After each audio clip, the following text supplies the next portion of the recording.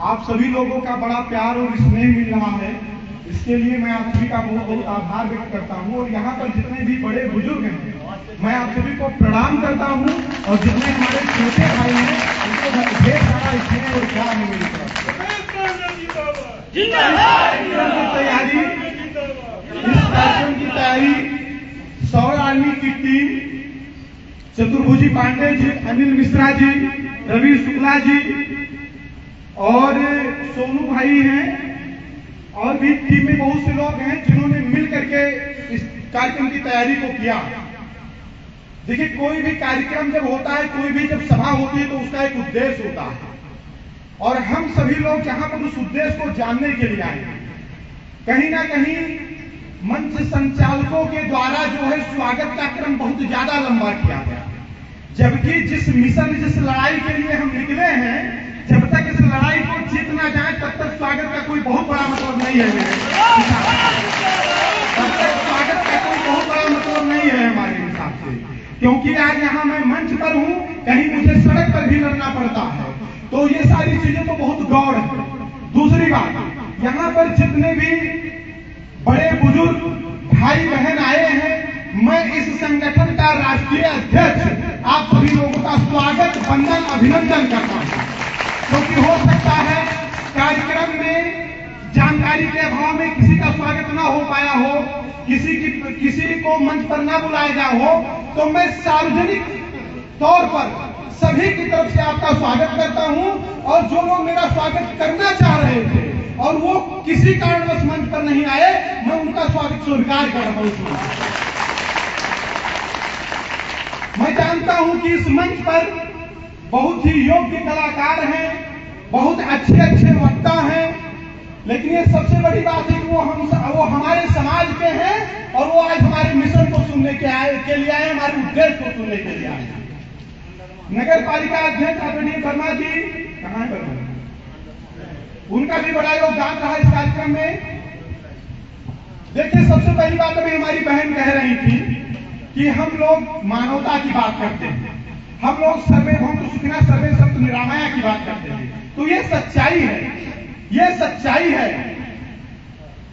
आज आप देखते होंगे कि कहीं कथा भागवत होता है, तो जब वहां कथा के समापन के बाद एक उद्घोष होता है, तो उस उद्घोष में जो भी आचार्य पंडित उद्घोष करते हैं तो कहते हैं कि धर्म की जय हो, अधर्म का विनाश हो, प्राणियों में सद्भावना हो, विश्व का कल्याण हो।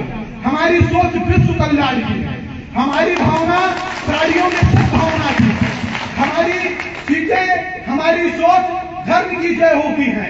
तो हम सभी लोग जातिवादी कभी नहीं थे, न कभी जातीय मानसिकता से ग्रसित होकर किसी के साथ अन्याय और अत्याचार करने की सोच रखते थे। लेकिन आज इस देश में जो दोहरा चरित्र सामान्य वर्ग के साथ अपनाया जा रहा है, वो बहुत ही दुखद और दुर्भाग्यपूर्ण है। मैं एक बात इस मंच से बहुत ही प्राउड के साथ कहूंगा कि इस देश की आजादी की नींव में हमारे बाप दादाओं की लाशें रखी हैं। इस देश की आजादी की नींव में हमारे बाप दादाओं की लाशें रखी गई हैं। हमारे देश के तमाम ऐसे महापुरुष रहे हैं, जब तमाम मुगलों का, अंग्रेजों का गोली बारूद तीर तलवार उन्होंने अपने सीने पर झेल करके इस धर्म को, इस राष्ट्र को जिंदा रखने का काम किया। तो जिन्होंने इतनी कुर्बानियां दी हैं देश के लिए, जिन्होंने इतना बलिदान दिया है देश के लिए, वो लोग कभी जातवादी नहीं हो सकते। क्योंकि अगर उनकी सोच सिर्फ अपने जात के लिए होती तो आचार्य चाणक्य चंद्रगुप्त मौर्य को सम्राट बना करके अखंड भारत बनाने का काम ना करते। आचार्य चाणक्य चंद्रगुप्त मौर्य को सम्राट बना करके अखंड भारत बनाने का काम ना करते। यहाँ पर जितने भी लोग हैं, आप सभी लोग हमसे बुद्धिमान हैं, हमसे ज्यादा विद्वान हैं, और उम्र के हिसाब से आप लोगों को बहुत ज्यादा अनुभव है। मैं बहुत प्रसन्न हूं आज कि आज इतने दादाजी आए हैं, मतलब इतनी उम्र होते हुए भी लोग हमको सुनने के लिए आए हैं। मुझे आज ये लग रहा है कि हमारे समाज के लोग आज ये सोचने को मजबूर हो गए हैं कि सौरों का वोट तो सबको चाहिए, लेकिन सौरों की हक और अधिकार की बात कोई नहीं करता है। कोई नहीं करता है। आज आजादी के 75 साल बाद मैंने एक दिन फेसबुक पर एक पोस्ट डाला था कि लोग विधायक बन रहे हैं, लोग सांसद बन रहे हैं, लोग राष्ट्रपति बन रहे हैं, उसके बाद भी वो दलित हैं, तो फिर सामान्य वर्ग में आने का उनका क्राइटेरिया क्या है? फिर सामान्य वर्ग में उनके आने का क्राइटेरिया क्या है? कब तक ये तथाकथित शोषण की बातें कह करके सवर्णों का शोषण किया जाएगा? कब तक ये तथाकथित शोषण की बातें कह करके सवर्णों का शोषण किया जाएगा? एक लड़का जो ठेला लगाता है लेकिन उसके पीछे का टाइटल पाड़े है, इसलिए उसको 90% नंबर लाकर फेल कर दिया जाता है। और एक लड़का एसी कमरे में रहता है, फॉर्च्यूनर इंजीनियर से चलता है, लेकिन उसके पीछे का टाइटल पासवान है, इसलिए उसको 40 नंबर पर पास कर दिया जाता है। अब एक बात बताइए, उस ठेले वाले लड़के का क्या अपराध है भैया? आप बताइए, उस रिक्शे वाले लड़के का क्या अपराध है? तो ये जो जातीय भेदभाव हम सवर्णों के साथ किया जा रहा है, इस जातीय भेदभाव के खिलाफ हम सभी सवर्णों को ही खड़ा होना पड़ेगा। हम सभी सवर्णों को ही खड़ा होना पड़ेगा।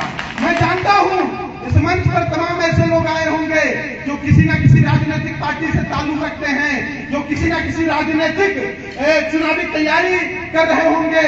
उनके मन में एक सोच भी आ रही होगी कि भैया ये तो जात की बात कर रहा है, कहीं दिक्कत ना हो जाए।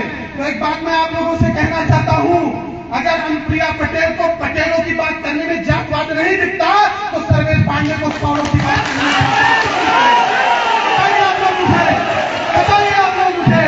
अगर ओम प्रकाश राजभर को राजभरों की बात करने में शर्म नहीं आती है, तो सर्वेश पांडे को सवर्णों की बात करने में शर्म क्यों आनी चाहिए? बताइए आप मुझे। अगर मायावती चंद्रशेखर रावण को दलितों की बात करने में शर्म नहीं आती है, तो फिर सर्वेश पांडे को सवर्णों की बात करने में क्यों शर्म आनी चाहिए? बताइए आप लोग मुझे, बताइए आप लोग मुझे। हम किसी जात के खिलाफ नहीं हैं, हम किसी जात के खिलाफ नहीं हैं। जो हम